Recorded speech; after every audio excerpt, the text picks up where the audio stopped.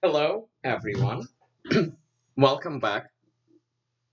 Today, we will look at a very instructive game which a student of mine played in an over the board game.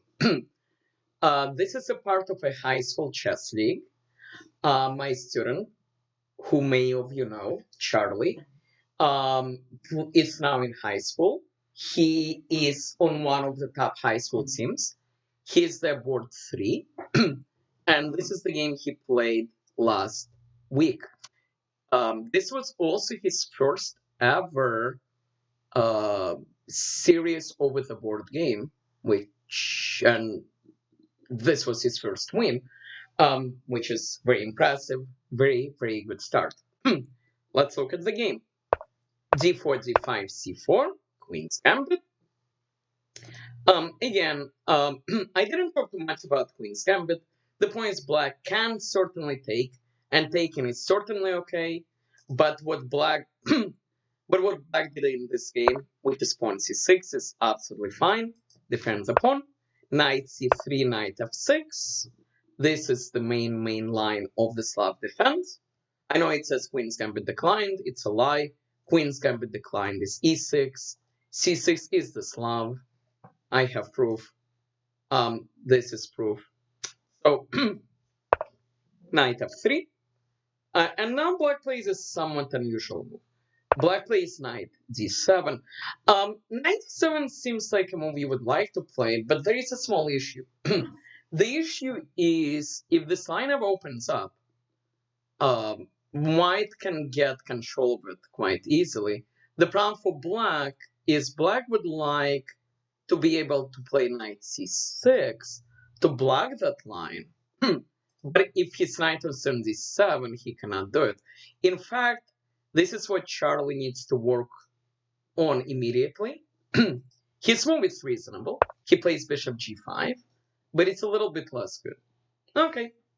Black plays h6, kicking the bishop. Charlie preserves the bishop. And black builds the semi-Slav structure, which is quite reasonable. Charlie plays e3, of course. Now that this bishop came, the other bishop wants to come also. Bishop e7. Black gets ready to castle. Charlie plays rook c1. The logic of rook c1 is, well, A, this line might open up. B, Charlie doesn't want to touch this bishop yet, because if, let's say, he touches it, let's go back, and black takes, Charlie takes, and this bishop spends two moves getting here. So Charlie says, let me do something useful in the meantime. If you take me, I will take back in one move instead of two. Black plays b6 because he's trying to bring his bishop into the world. Now Charlie takes, which is good for two reasons. A, we open up this rook, and B, now a bishop can come here and he doesn't get kicked again. Okay, black takes. Charlie develops, which is a good move. And now black plays bishop b7, which makes perfect sense. Rook c8 is coming next. Charlie castled, good chess. And now black makes an instructive mistake. He plays knight e4. The problem with knight e4, as we mentioned, this line is open and white currently has it. So, for example, white can take, which is what Charlie did, and if after black takes with a queen, Charlie can play here, and already things are going to start showing up. Right now, obviously, we're threatening to fork, and if black castles, we can throw rook number one, we're attacking the bishop, behind the bishop there is a pawn here, and we can build up, we can bring more stuff. Also, this is pinned, which means knight e5 is possible, and this, again, is why knight d7 in those positions is not very good. Partially because of time control, and partially because if you don't know this idea, it's hard to come up with it over the board. Charlie plays a more pragmatic decision. He says this knight is good, let me get rid of it. Okay, black takes the knight, Charlie takes back, black castles. Charlie plays here. He plans to play e4, which is not terrible. He would improve his knight, he would open up his rook, but at the same time, he would also make black's bishop better. Black plays a6. Black's plan seems to be to play b5 and bring the knight to the southpost. Charlie plays f3, which is fine. He again is preparing e4. Maybe if he wanted to play f3, it made more sense to keep the rook here, because then if he plays e4 and black takes, he would like to take with the pawn and give the rook this open line.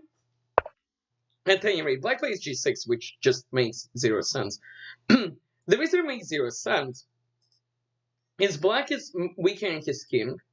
Now this king is a lot more open than he used to be. And also now when Charlie plays e4, he also opens this up. And black just completely did not see this, which is amazing. And the lesson here is when your opponent moves something, don't just look at what moved, look at what changed. This changed. So black takes, Charlie takes with the knight, which is not the end of the world. Maybe taking with the pawn was better. But this is fine, he has a pretty good knight. And now black really should do something about this pawn, but he does not. Plays rook c8. And Charlie is now simply up a pawn. Okay, black improves his knight. Charlie puts the knight here. Black knight is sort of stuck to this square. Black improves his rook. And here already computer starts to think about sacrificing here, and with the idea is to take here next, because this pawn is being overworked. Charlie plays a more pragmatic move. He plays bishop e4. If black takes, at some point we might take with the rook and bring the rook here. We could also just take with the pawn and try to kick the knight. Black takes the pawn, which Charlie calculated. And again, another important idea is when your opponent gives you something free, you should think if there is anything that you might be missing. Black takes the pawn, and now we see Charlie's idea. He takes the bishop first, so black should either take right away or throw this in. It really doesn't matter.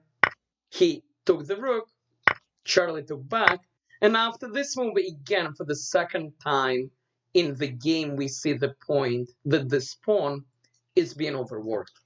So Charlie takes on a6, which is a very nice move. My favorite move of the game by Charlie. Attacking the rook, threatening checkmate. After black takes, now we take here, it's a fork. Attacking the knight and the king. If black blocks with the queen, we bring the rook up. It's all over. So black moves the king. Charlie's now up 2 pawns. He's forking more stuff. Also attacking the rook. So black has to... Charlie can trade already, but he says, your king is still open. Now I'm up 3 pawns. I'm attacking pawn number 4. Black saves pawn number 4. And there are many ways to win. The simplest one is just bring the rook up. Something like rook c8. Black king has an option here or here. If he goes here, he gets checkmated. Check, checkmate.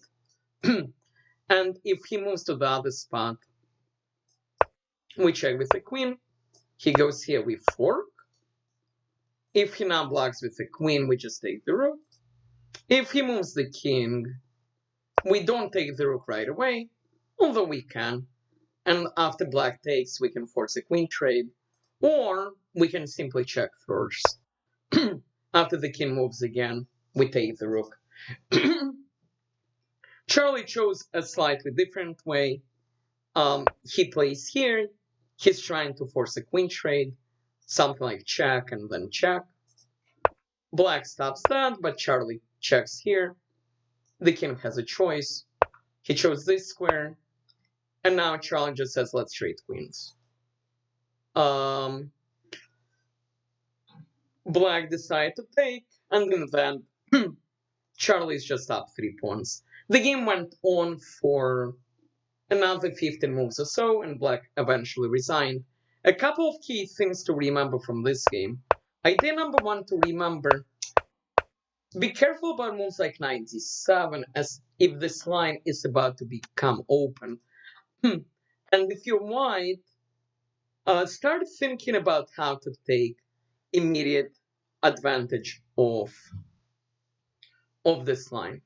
Um, Otherwise, always go for forcing moves, and if your opponent gives you free things, ask yourself if those things are actually free. I hope you enjoyed this game. Again, great job to Charlie. First victory ever in a series or with a board game. Congratulations. Everyone else, thank you for watching, and I will be back soon. Thank you.